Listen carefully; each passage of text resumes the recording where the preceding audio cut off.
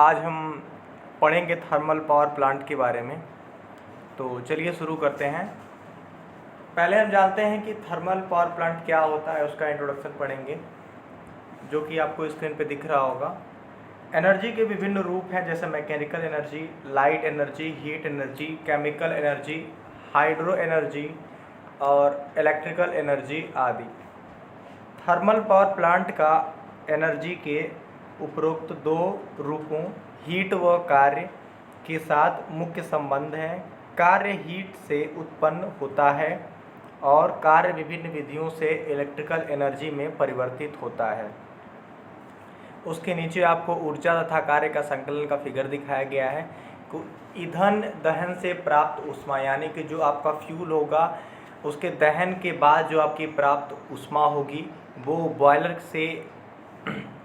से होकर आगे कार्यकारी माध्यम से होते हुए प्रथम चालक यानी भाप इंजन या टरबाइन से गुजरती हुई वर्क में या कार्य में परिवर्तित हो जाएगी। इस पावर प्लांट में एनर्जी पहले सोलर रेडिएशन, न्यूक्लियर रिएक्शन या किसी अन्य रूप से जीवाश्म फ्यूल को जलाकर प्राप्त की जाती है।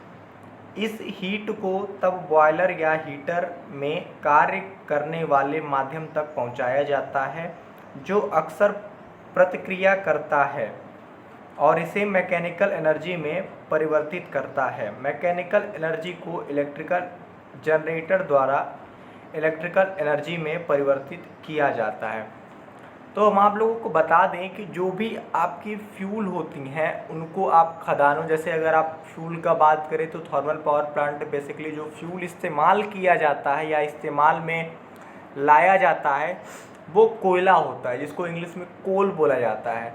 तो उसको खदानों से प्राप्त किया जाता है। खदानों से प्राप्त करने के बाद जो भी प्रोसेसिंग उसकी की जाती है उसके बाद उसका दहन करवाया जाता है। जब दहन करवाया जाता है तो उससे जो हीट उत्पन्न होती है उसके बाद उस हीट को क्या किया, बॉयलर में डाला जाता है या फिर बॉयलर के संपर्क में लाया जाता है। इससे बॉयलर क्या करता है, स्टीम जनरेट करता है और स्टीम को फिर किस कार्य में परिवर्तित किया जाता है, मैकेनिकल एनर्जी में परिवर्तित कर दिया जाता है।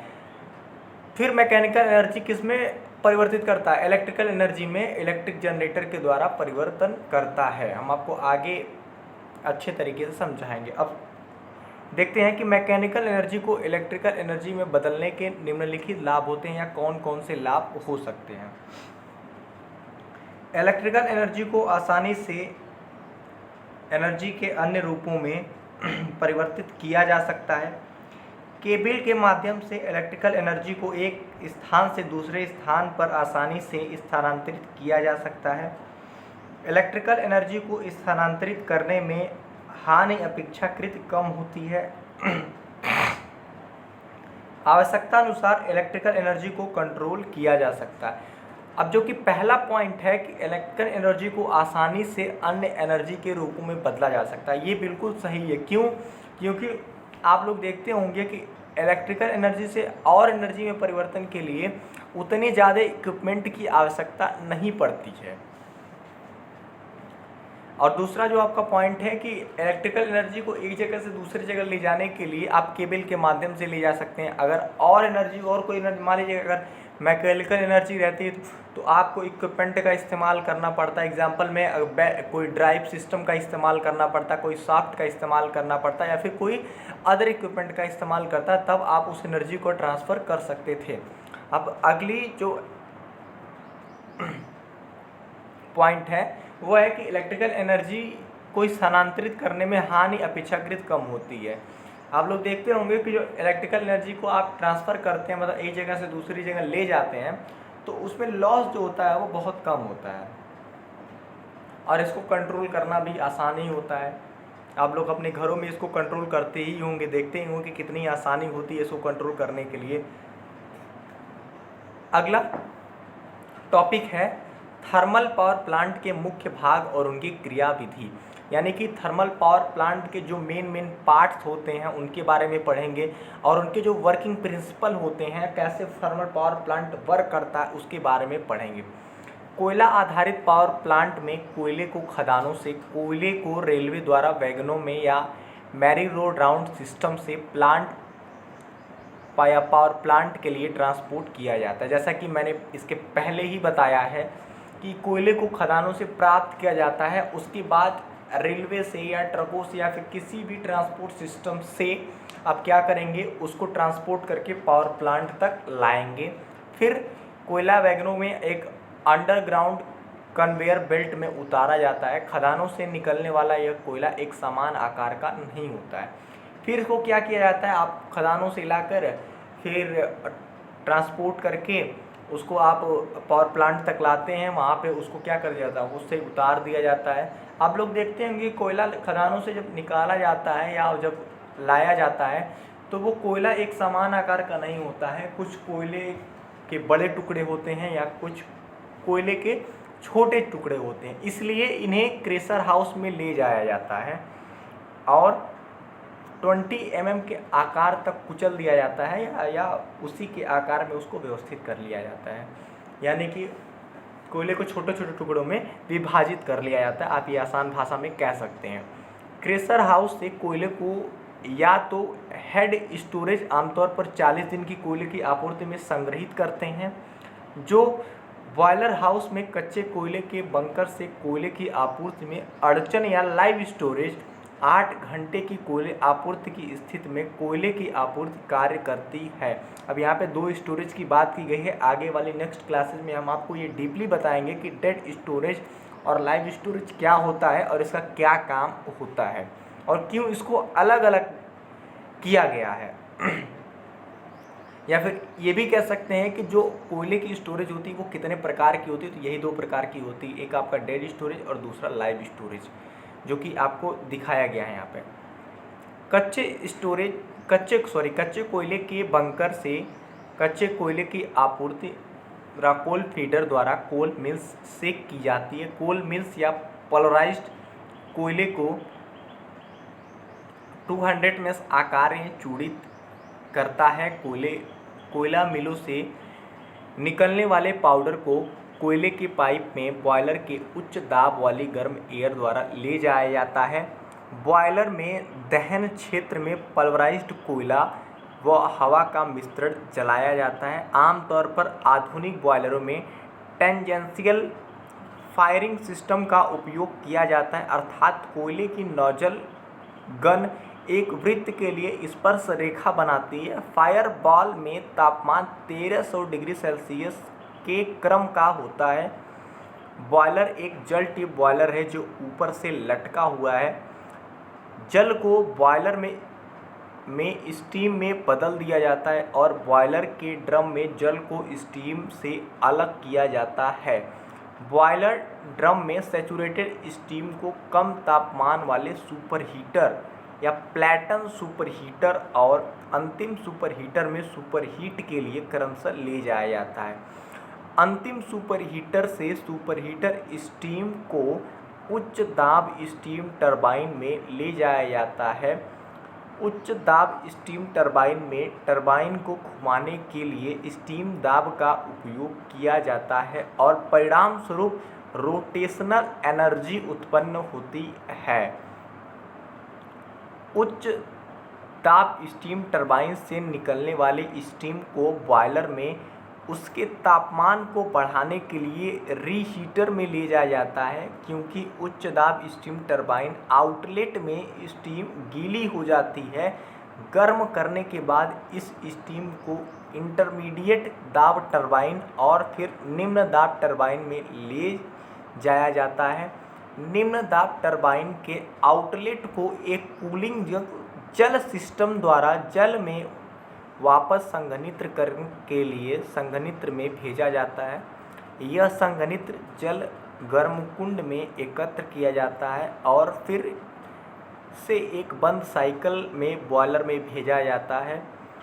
उच्च दाब स्टीम द्वारा जनरेटर को प्रदान की जाती है। यह रोटेटेड एनर्जी जनरेटर में इलेक्ट्रिकल एनर्जी में परिवर्तित की जाती है या हो जाती है। अब तक जो हम टॉपिक पढ़ रहे थे, ये टॉपिक हमारा था थर्मल पावर प्लांट की जो वर्किंग प्रिंसिपल होती है उसके बारे में पढ़ रहे थे कि जो थर्मल पावर प्लांट किस प्रोसेस पे या फिर कैसे कैसे वर्क करता है। एक बार हम आपको फिर से समझा देते हैं कि कैसे वर्क करता है।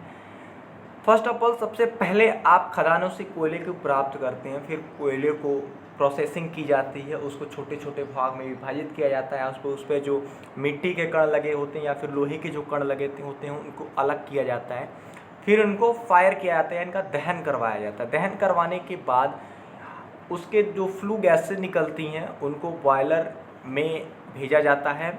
तो बॉयलर में जो वाटर ट्यूब होती है उसमें जो वाटर होता है वो क्या होता है, हीट होता है, और बॉयलर के प्रिंसिपल पर वर्क करते हुए वो स्टीम में परिवर्तित हो जाता है। आप लोग जानते ही होंगे कि स्टीम का जो प्रेशर होता है वो अधिक होता है। कैसे? एग्जाम्पल में, अगर आपके घर में अगर रसोई का काम जहाँ पे होता होगा, आप लोग देखते होंगे कि एक कुकर जो होता है, कुकर में पानी पहले भरा जाता है, लिक्विड फॉर्म में भी उसमें सामान भरे जाते हैं, आप लोग देखते होंगे। फिर उसके बाद जब उसका दहन करवाया जाता है, उसको हीट दिया जाता है, तो कुछ देर बाद उसमें से सीटी निकलने लगती है। क्यों? क्योंकि जब स्टीम वहाँ पे बन जाता है तो स्टीम का प्रेशर इतना अधिक होता है कि वो बता देता है कि हमारा प्रेशर कितना है। ठीक है, उससे आप लोग को एग्जाम्पल दिख रहा होगा कि हाँ, स्टीम का प्रेशर वाकई में होता है, क्योंकि जब पानी होता है तब तो सीटी नहीं निकलती, तब तो आसानी से उसका ढक्कन भी खुल जाता है। लेकिन जब वहाँ पे स्टीम आ जाता है तो स्टीम का प्रेशर ज़्यादा होने की वजह से क्या होता है कि वो सीटी आने लगती है। या फिर नॉर्मली किसी बर्तन में ही अगर आप पानी रखेंगे और उसको ढक देंगे पूरी तरह से और नीचे से क्या करेंगे, गैस को जला देंगे, तो देखते होंगे कि कुछ देर बाद जब स्टीम वहाँ पे बनने लगेगा तो उसका प्रेशर ज़्यादा होने की वजह से वो जो ऊपर का कैप रहेगा या ढक्कन रहेगा वो खुलने लगेगा या फिर उसको वो खोलने लगता है।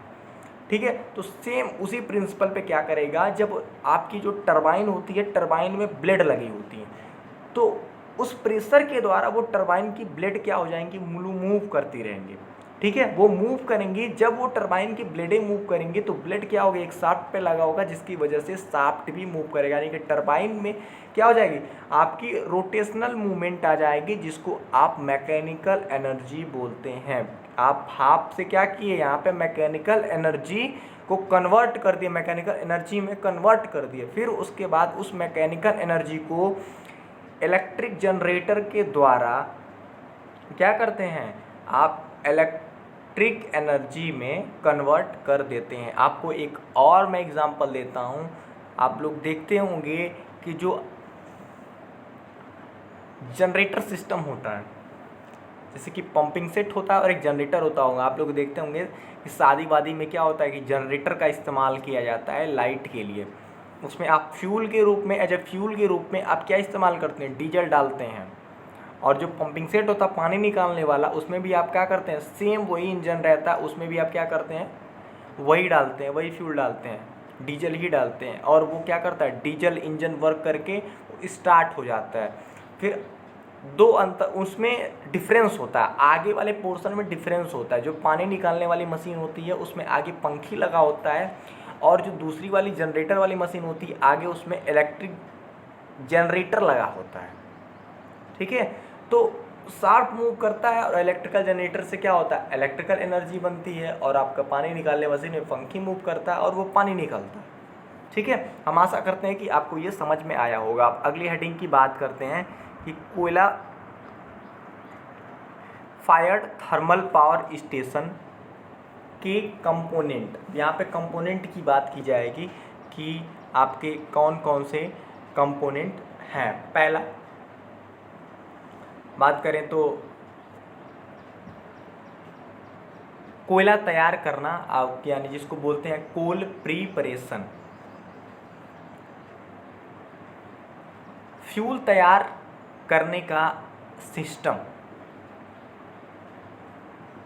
कोयले को चलने वाले पावर स्टेशन में कोयला स्टोरेज क्षेत्र में भेजे गए कच्चे कोयले को पहले छोटे टुकड़े में कुचल दिया जाता है और फिर बॉयलरों में कोयला फीडर हापरों को दिया जाता है। इसके बाद कोयले को महीन पाउडर में बदल दिया जाता है ताकि कोयला दहन प्रक्रिया में पूरी तरह से दहन हो जाए। ठीक है, अब आप लोग को मैं एक छोटा सा एग्जांपल देता हूँ कि ये प्रोसेस क्यों किया जाता है, आपको बेहतर तरीके से समझ में आएगा।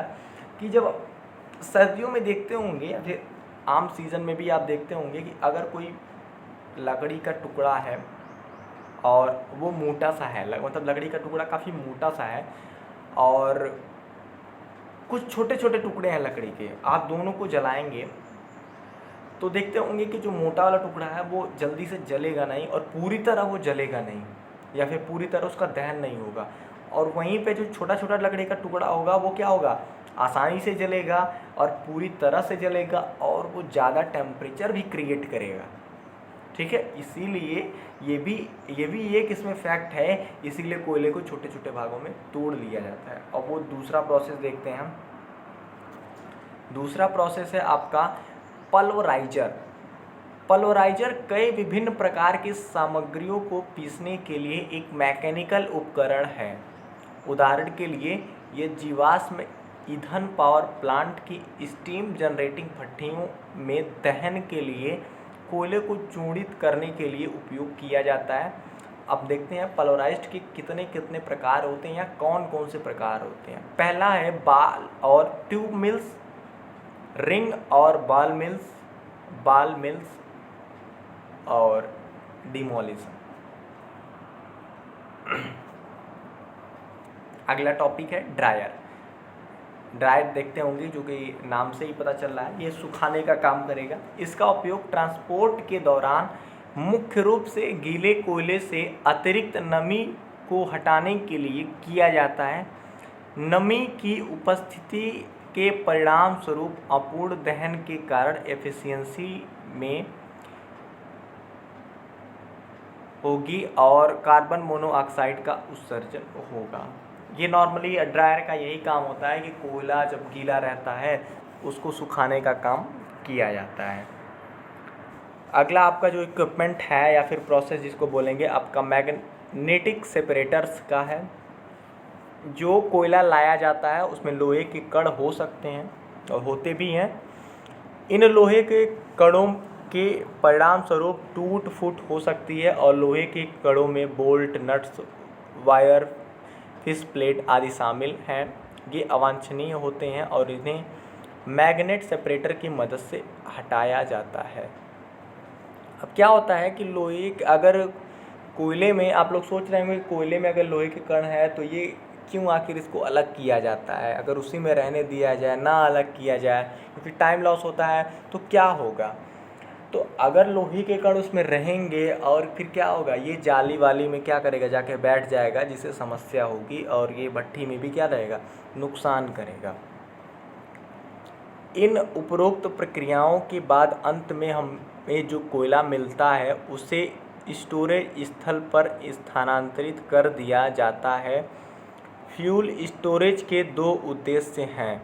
पहला, fuel storage normal operating supply के फेलियर से सुरक्षित होता है और दूसरा, स्टोरेज खरीद की दिनांक के कुछ विकल्प की अनुमति देता है जिससे खरीदार मौसमी बाजार स्थितियों का लाभ उठा सकता है।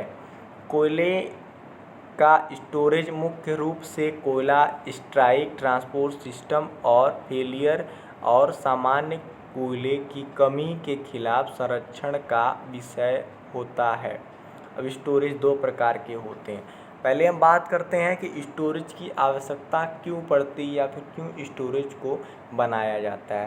पहला पॉइंट कि अगर स्टोरेज आपके पास नहीं रहेगा, किसी भी प्लांट को चलाने के लिए अगर फ्यूल स्टोरेज नहीं रहेगा, तो अगर कल को अचानक से मार्केट बंद हो जाए और मार्केट में जो फ्यूल आपको आवश्यक है वो ना मिल पाए तो आपका पावर प्लांट बंद हो जाएगा, जिससे कि समस्याएं आएंगी। इस वजह से आपको स्टोरेज रखना पड़ता है। और दूसरा एक फ़ायदा भी है स्टोरेज का, वो जो कि बहुत बड़ा फ़ायदा है कि आप देखते होंगे कि फ्यूल के दामों में उतार चढ़ाव आता रहता है।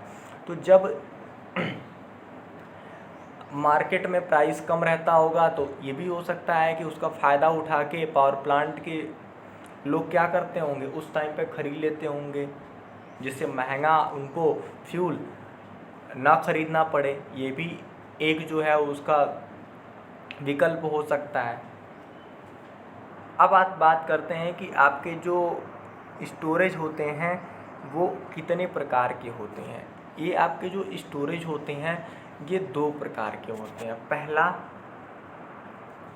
लाइव स्टोरेज और दूसरा होता है डेड स्टोरेज।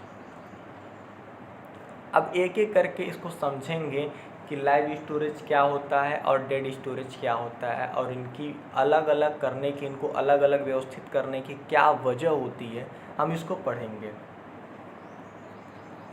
लाइव स्टोरेज अब ब्रैकेट में लिखा हुआ है बॉयलर रूम स्टोरेज, यानी कि ये बॉयलर के पास में ही व्यवस्थित रहता है, इसीलिए ब्रैकेट में यहाँ लिखा गया है बॉयलर रूम स्टोरेज, यानी कि बॉयलर रूम स्टोरेज भी इसको कहा जाता है।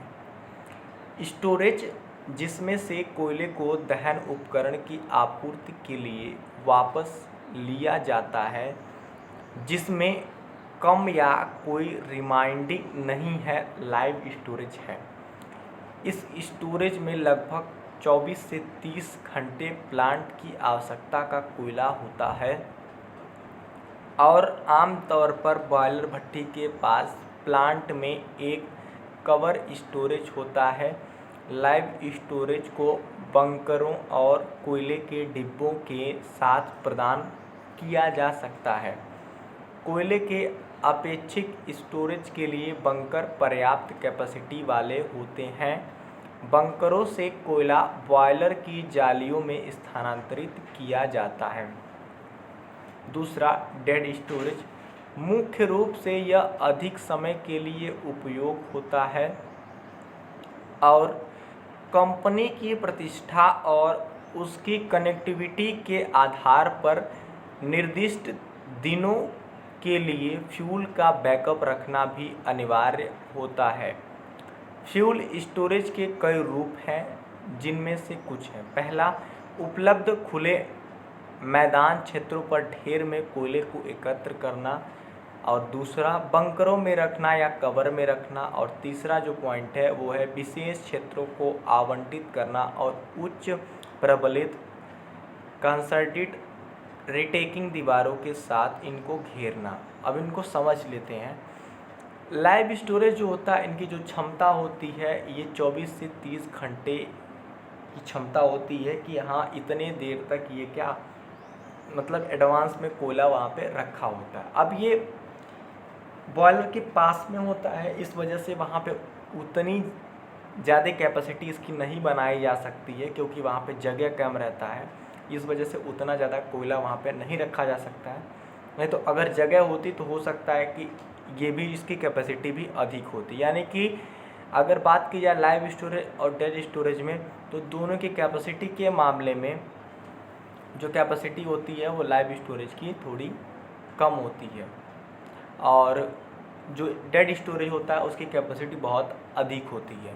और जो लाइव स्टोरेज होता है वो बॉयलर के पास में ही होता है, और डेड स्टोरेज क्या होता है, कुछ दूरी पे होता है। ठीक। और डेड स्टोरेज को क्या किया जाता है, बाहर खुले मैदान में एक ढेर बना के या फिर किसी भी चीज़ से घेर के, मतलब किसी भी तरह से वो बॉयलर से या फिर प्लांट से कुछ दूरी पे होता है। और हम बात करें एक जो मेन पॉइंट है थर्मल पावर प्लांट का, वो ये है कि थर्मल पावर प्लांट का जो भी एरिया होता है, मतलब इनफैक्ट जो भी एरिया होगा, जितने एरिया में आपका थर्मल पावर प्लांट स्थापित होता है, उसमें से जो आपका 40% नियर बाई मिनिमम 40% जो जगह होती है वो यही ले लेते हैं आपके स्टोरेज ही, फ्यूल स्टोरेज, यानी कि कोयला का जो स्टोरेज होता है उतनी जगह 40% जगह तो ये स्टोरेज ही ले लेते हैं। बाकी जो जगह है, बाकी में आपका प्लांट एरिया वगैरह व्यवस्थित रहता है। अब पढ़ा जाएगा बॉयलर और उनके सहायक। बॉयलर एंड एक बॉयलर या स्टीम जनरेटर मूल रूप से एक कंटेनर होता है जिसमें जल भरा जा सकता है और वांछित तापमान और प्रवाह पर स्टीम को बाहर निकाला जा सकता है। कंटेनर पर हीट को अनुप्रयोग के लिए बॉयलर में फ्यूल जलाने और हीट निकालने की सुविधा होनी चाहिए। एक बॉयलर के कार्यों को इस प्रकार कहा जा सकता है। पहला, फ्यूल की केमिकल एनर्जी को हीट एनर्जी में परिवर्तित करना, और दूसरा, इस हीट एनर्जी को वाष्पीकरण के लिए जल को प्रदान करना और जल की सुपरहीटिंग कर स्टीम में परिवर्तित करना। तो हम लोग देख रहे हैं कि बॉयलर का मेन दो ही कार्य बताया गया। पहला, फ्यूल को बर्न कराना, यानी कि जो केमिकल एनर्जी उसकी है उसको दहन करा के हीट एनर्जी में परिवर्तित कर देना, यानी कि फ्यूल का बर्न कराना, फ्यूल का दहन करना। और दूसरा, उसके बाद जो हीट एनर्जी प्राप्त होती है उसको जल से कनेक्ट करा के उस जल को भाप में परिवर्तित कर देना। ठीक है, मेन यही दो काम होते हैं आपके बॉयलर के। अब आते हैं बॉयलर के मेन कंपोनेंट, यानी कि मुख्य जो उसके कंपोनेंट होते हैं वो कौन कौन से होते हैं। पहला बताया गया इसमें फर्नेस और बर्नर, दूसरा स्टीम और सुपर हीटिंग, इसमें कम तापमान का सुपर हीटर, प्लेटन सुपर हीटर और फाइनल सुपर हीटर होता है। हम लोग पढ़ेंगे अब इकोनोमाइज़र के बारे में। यह बॉयलर में निम्न दाब सुपर हीटर के नीचे और प्री हीटर के ऊपर स्थित होता है। यह वहाँ बॉयलर की इफ़िशियंसी में सुधार करने के लिए होता है। यह फ्लू गैसों से हीट को निकालकर वाटर को गर्म करने और उसे वाटर ड्रम में भेजने के लिए होता है। अब इकोनोमाइज़र के लाभ फ्यूल इकोनॉमी के मामले में देखते हैं। फ्यूल को बचाने और बॉयलर प्लांट की ओवरऑल एफिशिएंसी बढ़ाने के लिए उपयोग किया जाता है। बॉयलर का आकार कम करना, चूँकि फ्लड जल इकोनोमाइज़र में पहले से गर्म होता है और बॉयलर ट्यूब में उच्च तापमान पर प्रवेश करता है, जिससे वाष्पीकरण के लिए आवश्यक हीट ट्रांसफ़र क्षेत्रफल काफ़ी कम हो जाता है। एयर प्रीहीटर इकोनोमाइज़र से निकलने वाली फ्लू गैसों से निकलने वाले हीट को एयर प्रीहीटर दहन चेंबर में आपूर्ति की जाने वाले एयर को गर्म करने के लिए उपयोग किया जाता है। यह भट्टी में फ्यूल को पीसने और संतोषजनक दहन की सुविधा के लिए पल्वराइज्ड फ्यूल सिस्टम में कोयले को सुखाने के लिए गर्म एयर की आपूर्ति के लिए एक आवश्यक उपकरण है। अगला है आपका रीहीटर। पावर प्लांट भट्टियों में एक रीहीटर सेक्शन होता है जिसमें ट्यूब के बाहर गर्म फ्लू गैसों द्वारा ट्यूब को गर्म किया जाता है। उच्च दाब टरबाइन से निकलने वाली स्टीम को रीहीटर ट्यूब के अंदर भेजा जाता है ताकि यह अधिक गर्म हो जाए, जिससे यह इंटरमीडिएट और निम्न दाब टरबाइनों को चला सके। अब अगला है आपका स्टीम टरबाइन।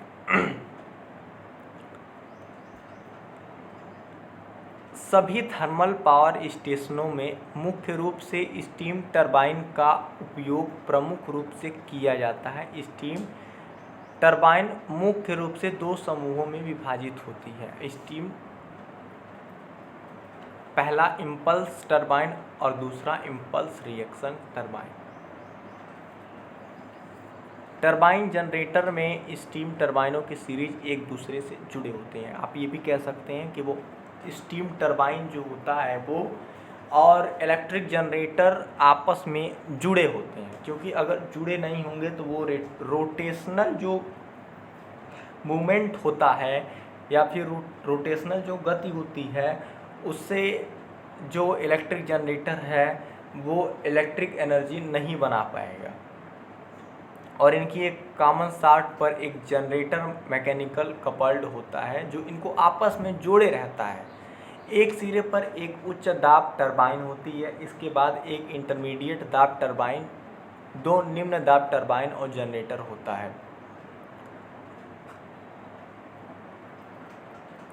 स्टीम उच्च तापमान पर यानी 536 डिग्री सेल्सियस से 540 डिग्री सेल्सियस और उच्च दाब 140 से 170 किलोग्राम पर सेंटीमीटर स्क्वायर पर टरबाइन में विस्तारित होता है।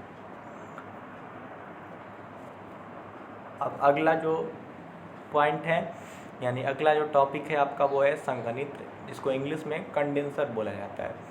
संघनित्र टरबाइन के निकास से प्राप्त स्टीम को द्रव में संघनित्र किया जाता है ताकि इसे पंप किया जा सके। यदि संघनित्र को ठंडा किया जा सकता है तो निकास स्टीम का दाब कम हो जाता है और साइकिल की इफिशियंसी बढ़ जाती है। संघनित्र के कार्य निम्न हैं। पहला, स्टीम के लिए न्यूनतम इकोनॉमिक हीट रिजेक्शन तापमान प्रदान करना, और दूसरा, रिजर्व के लिए एग्जॉस्ट स्टीम को जल में बदलना ताकि भरड़ जल की ज़रूरत पूरी हो सके, और तीसरा, मेकअप जल लाने के लिए हम आमतौर पर सरफेस संघनित्र का उपयोग करते हैं। हालांकि एक डायरेक्ट कॉन्टैक्ट संघनित्र भी होता है। डायरेक्ट कॉन्टैक्ट और एग्जॉस्ट स्टीम को डायरेक्ट कूलिंग जल के साथ मिलाया जाता है। अगला जो टॉपिक है वो है boiler feed pump. Boiler feed pump economiser को भरड़ जल देने के लिए उपलब्ध एक मल्टी स्टेज पंप है। बॉयलर और टरबाइन के बाद बॉयलर फीड पंप सबसे बड़ा सहायक उपकरण होता है। यह कुल इलेक्ट्रिसिटी जनरेशन का लगभग 4 से 5% खपत करता है। Cooling tower. कूलिंग टावर हवा के संपर्क से जल के इवेपोरेटिव कूलिंग करने के लिए सेमी इनक्लोज्ड डिवाइस होती है।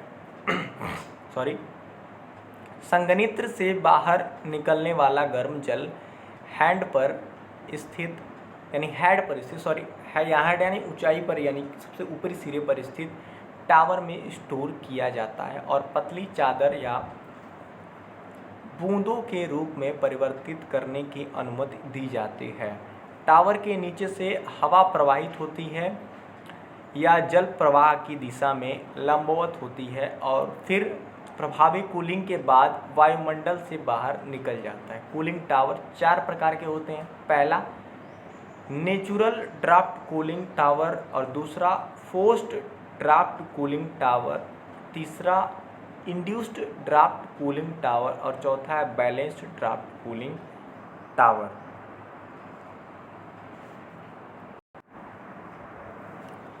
अब पढ़ते हैं बॉयलर फीड पंप के बारे में पढ़ ही चुके हैं, कूलिंग टावर पढ़ चुके हैं। अब पढ़ते हैं फैन या ड्राफ्ट सिस्टम। यह बॉयलर में फ्यूल के प्रभावी दहन के लिए भट्ठी को कंट्रोल मात्रा में एयर की आपूर्ति करना और बॉयलर के विभिन्न हीट ट्रांसफर क्षेत्रफल के माध्यम से भट्ठी में बनाई गई गर्म गैसों को बाहर निकालना आवश्यक है। यदि चिमनी या मैकेनिकल उपकरण जैसे फैन का उपयोग करने के किया जा सकता है जो पंप के रूप में कार्य करता है। फैन या ड्राफ्ट सिस्टम की अगर बात करें तो ये एक बहुत ही मेन इक्विपमेंट है जो कि इस पावर प्लांट में वर्क करता है। जैसे कि अगर जहाँ पे एयर की आवश्यकता हो, कि आप लोग जानते होंगे कि कोई भी फ्यूल या फिर कोई भी वस्तु को जब जलाया जाता है उसके लिए ऑक्सीजन की आवश्यकता होगी, जिसकी आपूर्ति आपकी ये फैन ही करती होगी। और बात करें कि जब चिमनी में जो भी गैसेस होती हैं, फ्लू गैसें, उनको जो बाहर करना होता है चिमनी के रास्ते से, तो ये फैन ही क्या करता है, उनको बाहर की तरफ खींचता है।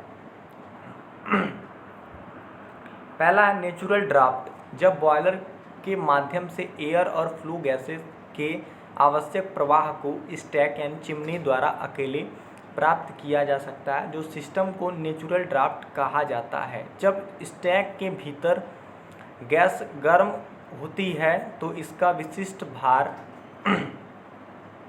बाहर की ठंडी एयर से कम होगा, इसलिए स्टैक के आधार पर यूनिट का दाब का स्टैक के भीतर गर्म गैस के स्तंभ के भार से उत्पन्न होता है, जो अत्यधिक ठंडी एयर के स्तंभ से कम होगा।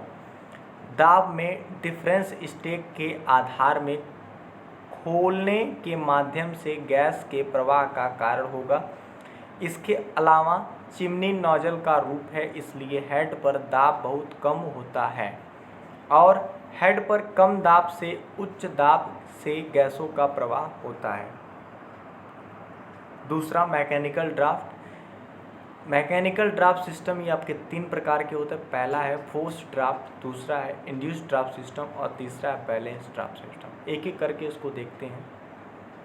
नाउ पहला फोर्स ड्राफ्ट। इस सिस्टम में बॉयलर के इनलेट पर फोर्स ड्राफ्ट फैन नामक एक फ़ैन लगाया जाता है।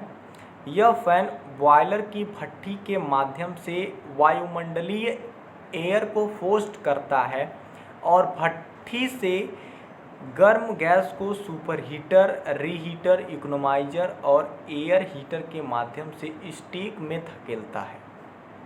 दूसरा है इंड्यूस्ड ड्राफ्ट। यह बॉयलर के आउटलेट पर अर्थात चिमनी के ठीक पहले एक फैन दिया जाता है, जैसा कि मैंने पहले बताया है।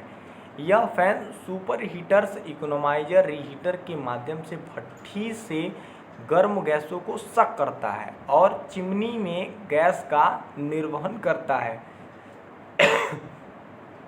इससे भट्ठी का दाब वातावरण की तुलना में कम होता है और बाहर से भट्ठी में एयर के प्रवाह को प्रभावित करता है।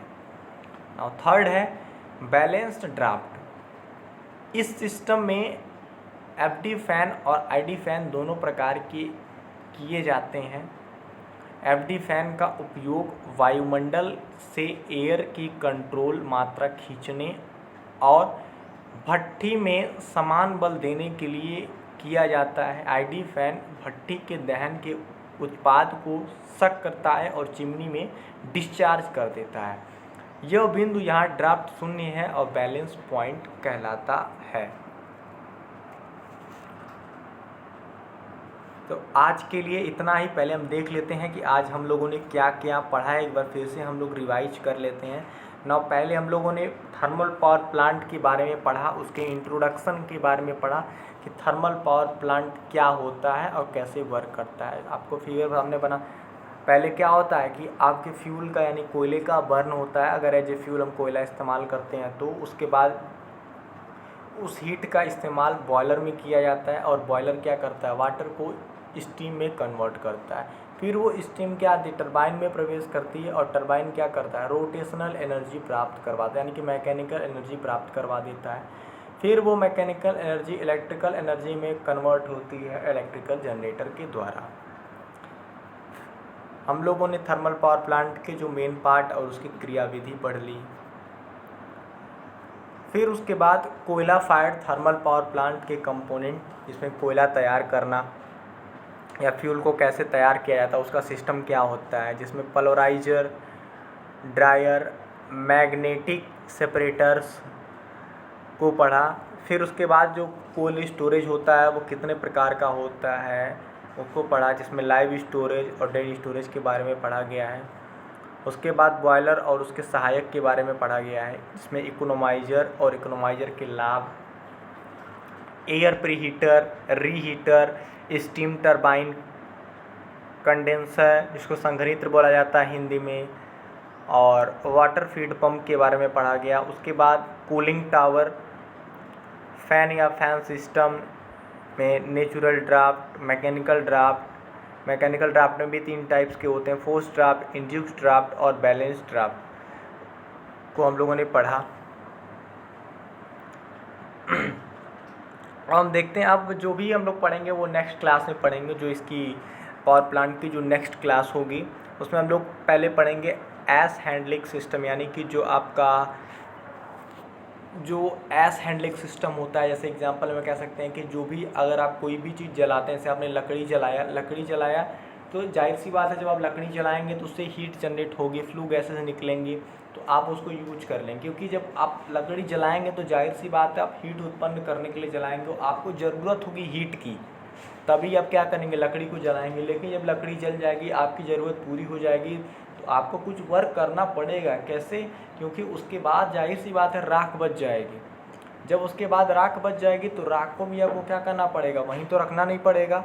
अगर आप वहीं रखेंगे तो आपके लिए दिक्कत क्रिएट हो जाएगी। इसलिए आपको क्या करना पड़ेगा, उस राख को वहाँ से हटाना पड़ेगा। क्यों? क्योंकि हो सकता है आपको उसी जगह पे दोबारा से लकड़ी जलानी पड़े, क्योंकि हो सकता है दोबारा से आपको हीट की ज़रूरत पड़ जाए और आप जाएँ वहीं पे लकड़ी जलाने, और आपकी राख यानी कि ऐसा अगर वहीं पड़ी है तो आप कैसे जलाएँगे।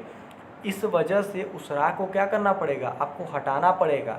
जब आप उस राख को हटाएंगे तभी दोबारा से आप वहाँ पे फिर से उस लकड़ी को जला सकते हैं। इसी को आप बोलते हैं एस हैंडलिंग सिस्टम। यानी एस हैंडलिंग सिस्टम के कौन कौन से प्रकार होते हैं, आप कैसे कैसे उसको हैंडल करते हैं, कैसे कैसे हटाते हैं। यहाँ पे तो आपने एग्जांपल में लकड़ी जलाया, लेकिन बड़े बड़े पावर प्लांट पे क्या होता है, कोयला बर्न होता है और एक साथ बहुत कोयला बर्न होता है, जिससे कि मैनुअली हटाना संभव नहीं हो पाता है, इसलिए डिवाइसेस का उपयोग या उपकरणों का उपयोग किया जाता है। तो हमें लगता है कि अब आज की क्लास को बंद करना चाहिए, ख़त्म करना चाहिए। सभी को धन्यवाद, और हम आशा करते हैं कि आपको ये क्लास, जो पावर प्लांट का जो क्लास है, आपको बेहतर तरीके से समझ में आ रहा होगा। आप लोग खुश होंगे और संतुष्ट होंगे। धन्यवाद।